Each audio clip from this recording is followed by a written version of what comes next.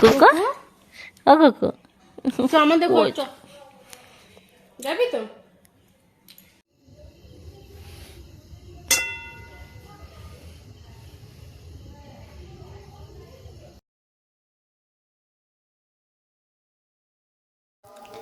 Good morning friends, আশা করি সবাই ভালো আছে আর আমি না খুবই ভালো আছি। তো আমার কাজের ধরনটা দেখে নিশ্চয়ই বুঝতে পারছো খুবই ব্যস্ত আমি। তো রান্না বান্না সকাল সকাল কমপ্লিট হয়ে গেছে, হওয়ার পর দাদাও খেয়ে দিয়ে চলে গেছে। আর হ্যাঁ, আজকে এদেরকে আবার আলু ভাজা পরোটা বানিয়ে দিতে হয়েছে, কারণ তারা আজকে মুড়ি নিয়েই যাবে না। তো একটু বেশি করেই তখন বানিয়েছিলাম, দাদাকে বললাম তুমি নিয়ে চলে যাও। তো একে মোটামুটি আমি খাইয়ে দিচ্ছি আর বড়োর ভাতটাও বেড়ে দিয়েছি, কারণ বড়ও অলরেডি পড়ে চলে এসছে, ও বাথরুমে ঢুকেছে, এসেই খাবে। তো একে খাইয়ে আবার চুল টুল আঁচড়ে দিতে হবে, মানে এত কাজ না তোমাকে কি তোমাদের বলবো কি। দেখো এই সকালবেলাটা জন্য বেশ আমার পায়ে যদি চাকাটা লাগানো থাকতো খুব ভালো হতো, কিন্তু কী করবো বলো, সেটা তো সম্ভব না। তো একে তাড়াতাড়ি খাইয়ে রেডি করে আমাকে রাস্তায় নিয়ে গিয়ে দাঁড়াতে হয় আজকে, কারণ এনার যে মাঝে মাঝে কী জেদ হয়, চলো মা গাড়িতে তুলে দিয়ে আসবে। তো আজকে হয়েছে মানে আমাকে অগত্যা গাড়িতে তুলে দিয়ে আসতে হবে। তো চলো একে তাড়াতাড়ি খাইয়ে রেডিটা করে নিয়ে আগে।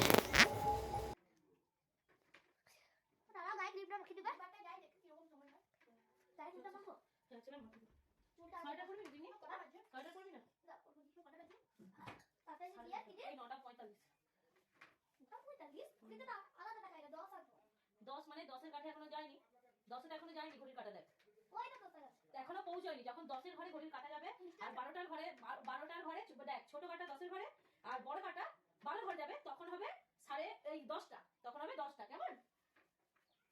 কোথায় গেল? চিরুনি নিয়ে এসে বলে তো কালকে সকালে করতে পারেনি, বলে তো 9:30 আগে ছুটি দিতে বলে আর ওই হারপিটটা বলে প্রচুর গুজুস করে।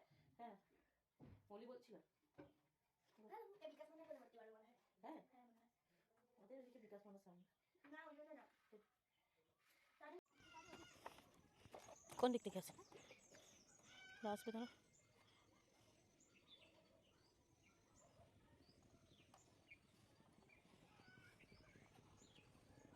তো ঘরে মোটামুটি সমস্ত কাজ সেরে নিয়েছি, সেরে নেওয়ার পর রেডি হয়ে গেছি।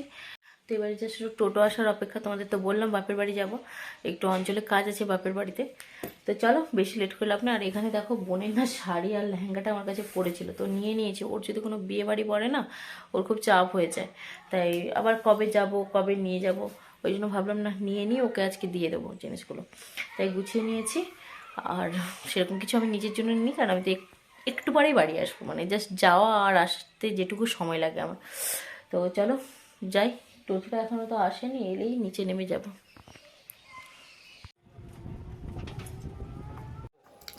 স্টেশনে ঢুকেছি, মানে টিকিট কাউন্টারের কাছে, দেখি ট্রেন দাঁড়িয়ে আছে। কোনো রকম টিকিটটা কেটে আমি ছুটে ছুটে এসে ট্রেনে ধরলাম, কিন্তু পরে দেখলাম যে বেকার বেকার ছুটে এলাম, কারণ আমি ওঠার পরে 5 লোকাল ছিল যেহেতু, তো আমি ওঠার প্রায় 20 মিনিট পর ট্রেন ছেড়েছে। 20 মিনিট ট্রেনে বসে আছি, তো মেছেদা তো অলরেডি পৌঁছে গেছি। তো এখান থেকে সামনে আমার বাপের বাড়ি হার্ডলি 5 থেকে 10 মিনিট, কিন্তু তারপরে বোন ফোন করলো, বলছে দিদি তুই এই মানে আমাদের একটা মানে মেছেদাতে বড় ঠাকুরের মন্দির আছে, যে আমি এখানে এসে দাঁড়িয়ে আছি, তো এখানে চলে একসঙ্গে যাব।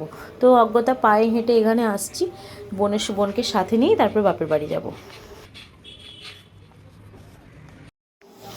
তো এই সাথে পৌঁছে গেছি বোনকে সাথে নিয়ে। আর এসে দেখি মা বানিয়ে রেখেছে আলু শিম ভাতে আর মাছের ঝাল। তো মাছটা অ্যাকচুয়ালি এই মুহূর্তে নামটা আমার মনে পড়ছে না, মানে সমুদ্রেরই মাছ হবে কিছু। তো এখানে দেখো বোন ভাত বাড়ছে, আমি বসে আছি, ওকে বলছি একটা হাই করে দে। ও বলছে মা আলু সেদ্ধ ভাত বানিয়ে তুই দেখাচ্ছিস, আমি বলছি ওটা কি মা, যাই বানিয়ে রাখিস বলো, সেটাই অমৃত। তো খাওয়া দাওয়ার পর চলে এলাম যেই কাজের জন্য গিয়েছিলাম, মানে সেই কাজের জন্যই যাচ্ছি। অ্যাকচুয়ালি কাজটা কি জানো, মানে আমার বাপের বাড়িতে আমরা জবে থেকে মানে বড় হয়েছি, তখন থেকে দেখতে পাচ্ছি যে আমাদেরই আমরা একটা রুম পেয়েছি, বাকি আমার যে কাকু জেঠুরা রয়েছে প্রত্যেকে 2টো করে রুম পেয়েছে। তো দেখো যখন ছোট ছিলাম মা আমি আর 2 বোনে, মানে আমার বোন ছিলাম তখন ঠিক ছিল একটা, কিন্তু এবার তো আমাদের ফ্যামিলি বেড়েছে, আমাদের মানে আমার কথা টত্তা গেলে না আর বোনের কথা এলে থাকতে পায় না, জানো কেন, আমাদের তখন একটাই রুম। তো এটা নিয়ে বাড়িতে অনেক রকমের মিটিং হয়েছে, কিন্তু কোনো রকমের সুফল পাইনি। তো এবারে একজন বললেন যে তোমরা অঞ্চলে গিয়ে জানাও, তো তাই অঞ্চলে এসেছি, প্রধানকে এটা জানাবো, তারপর দেখা যাক ওরা কী ডিসিশান নেয়।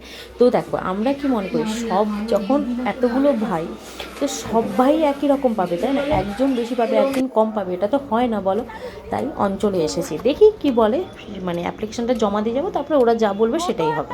তারপর অঞ্চল থেকে অনেকক্ষণ বসে থাকতে হয়েছে, তারপরে কোনোরকম জমা দিয়ে প্রধানের সঙ্গে দেখা করে তারপরে এখানে এসেছি। হঠাৎ দেখলাম রাস্তাতে ডাব, অনেক দিন থেকে ডাব খাবো মানে সময় হচ্ছিল না বা সুযোগও ছিল না। তো এখানে ডাব দেখে মা বললো আমি একটা খাবো। তো আমি আর মা খেলাম, বোন বললো না দিদি আমি খাবো না, এই জাস্ট ভাত খেয়েছি। তো আমি আর মা মিলে দুটো ডাব খেলাম দুজনে। তারপরে এখান থেকে টোটো নিয়েছি, তো ওখান থেকে যাব মাসির বাড়ি। তো আমি কি জানো, বাবার মানে আমার মায়ের বাড়িতে গেলে, বাবা তো নেই তোমরা জানোই, তো বাবার নামটা উঠে এলো। তো সিরিয়াসলি বাবাকে ভীষণ ভালোবাসি, তো নেই, কি করব, এটা আমার সারা জীবনের কষ্ট। তো চলো থাকে কথাগুলো। তো এখন যাচ্ছি মাসির বাড়ি। তো এখানে এলেই আমি কি করি, একটু মাসির সঙ্গে দেখা করে, স্যার ওখানে দাদু দিদা যেহেতু থাকে একটু দেখা করে চলে আসি। তো সেই যাচ্ছি, আর একটা কারণেই যাচ্ছি, কারণ মাসির মেয়ে মানে বর্ষা আমার সাথে আজকে যাবে আমাদের বাড়ি। ওর কয়েকটা কাজ রয়েছে আমাদের বাড়িতে, ওখানে একটা দোকান আছে, সেখান থেকে ওর না কয়েকটা মানে যেগুলো ম্যাক্সি হয় সেগুলো দেখে চলো ওগুলো যাবে। তারপরে অনেকদিন যায়নি, তো যায় আমি আবার বলেছি মা মাসিমাকে নিয়ে আসবে। তো আমি আর চলে গেলাম, মাকে আর জ্বর ঢালাম না, কারণ আমরা বেশিক্ষণ থাকবো না, হার্ডলি 10 থেকে 20 মিনিট থাকবো, আর বর্ষা আমাদের সাথে আসবে, এই জন্যই জাস্ট যাওয়া।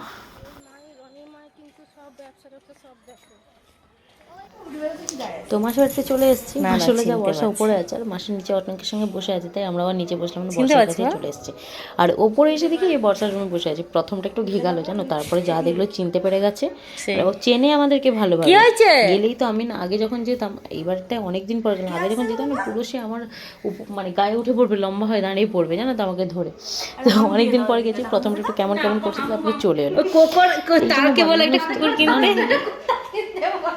জন্তু জানোয়ারের সেবা করে, ওরা কি যেন ভালোবাসে মানুষকে, আর ওরা কি যেন দাম দিতে জানে, কোনো মানুষ তো দাম দিতে জানে না, তাই না?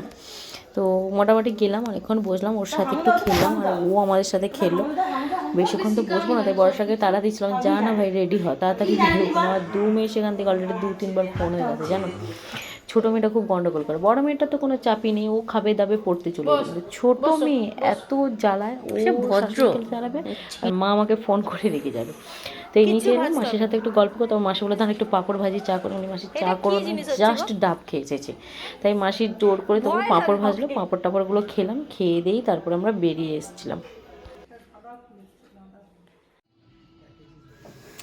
তো মাসবাড়ি থেকে বেরিয়ে চলে এসেছি, এসে 3 বোন একটু না এখানে আমাদের মেঝেতে পার্ক পয়েন্ট, মানে পুরো মেঝেদাতেই বলো ছোটোবেলার স্মৃতি, তাই না? তো বোনও বললো ছেলের জন্য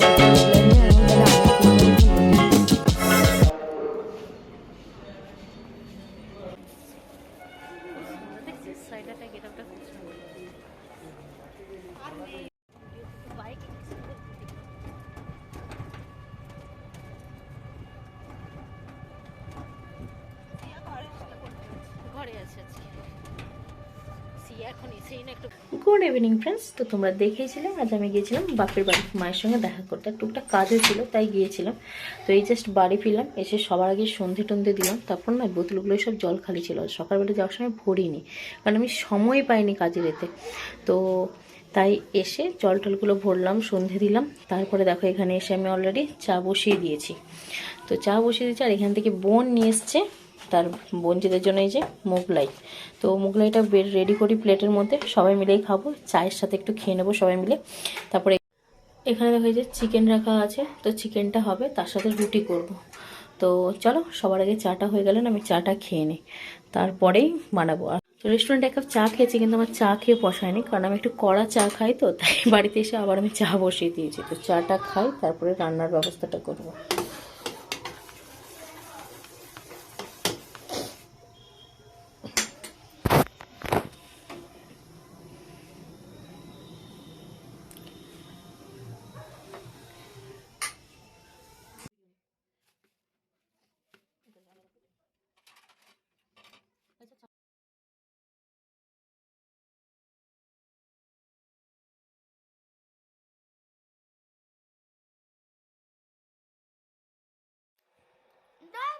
চেঞ্জ কর না রে, সে ঘুরা না রে।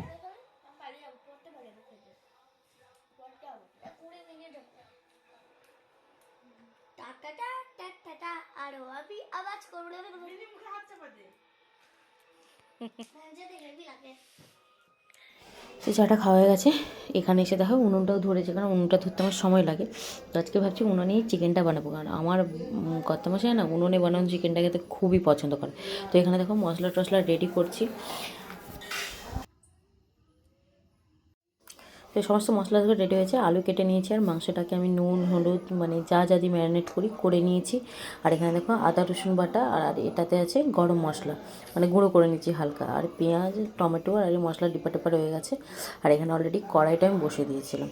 তো তাড়াতাড়ি করে রান্নাটা করে নিলাম। পুরো রান্নাটা তোমাদের একটাই কারণে দেখালাম না, কারণ আমার না শরীর চলছে না, বিশ্বাস করো। সকাল থেকে উঠে কাজকর্ম সেরে ছুটে ছুটে গেছি, আবার এসছি। তো এই জন্য তাড়াতাড়ি করে মাংসটা কোনোরকম রান্না করে যাচ্ছি। আর এখানে রুটিটা এবারে জাস্ট হবে আমার। তো উনুনটা নিভে গেছে, তো হালকা একটু জ্বালন দিয়ে দিচ্ছি, কারণ অনেকগুলোই রুটি করতে 12টার মতো রুটি হবে। কারণ বাবা মা না আজকে বলছে তারা রুটি খাবে না, তারা মুড়ি খাবে, আর বলছে শরীরটা ভালো লাগছে না। তো তাই জোর করলাম না, বয়স হয়েছে তো যেটা ভালো লাগে সেটা খাবে। তো জানো, তো রান্নাবান্না কমপ্লিট হয়ে গেছে দেখতেই পেলে। আর ব্লগটা অ্যাকচুয়ালি আজকে অনেক বড় হয়ে গেছে, তো ভাবছি এর থেকেও বেশি বড় করবো না, কারণ তোমাদের দেখার ইচ্ছেটাই চলে যাবে। তো চলো, তাই ব্লগটা ছোট করলাম এখানে। আর আজকের ব্লগটা আমি এখানেই শেষ করছি। ভিডিওটা যদি তোমাদের ভালো লেগে থাকে অবশ্যই আমার চ্যানেলটাকে সাবস্ক্রাইব করো, আর হ্যাঁ, লাইক আর কমেন্ট করতে একদম ভুলবে না। তো চলো, আজকের মতো গুড নাইট, সবাই ভালো থেকো।